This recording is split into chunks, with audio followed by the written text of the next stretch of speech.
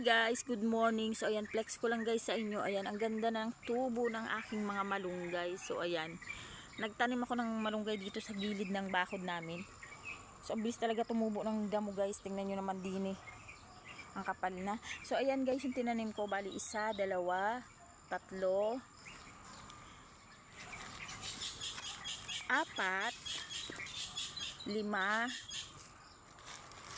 anim. So anim guys. So mayroon pa ako dun sa loob ng bakod namin. So bali 8 puno lahat yan guys na tumubo. So ayan, ang saya lang guys.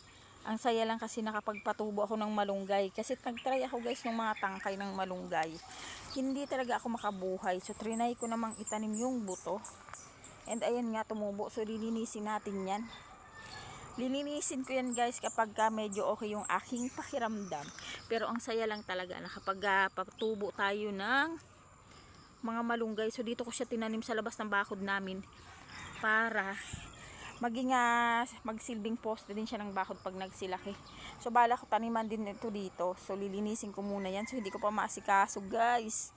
Sobrang dami ko nga gawain. And as you can see, ayan, basa na naman yung aming kalsada at may tubig-tubig dyan. Di kasi makadiretso dun yung tubig guys kasi lumulubog na ito dito dahil nga kapag may dumadaan ng mga sasakyan ay na pipitan na tawag dito lumalambot. So yun.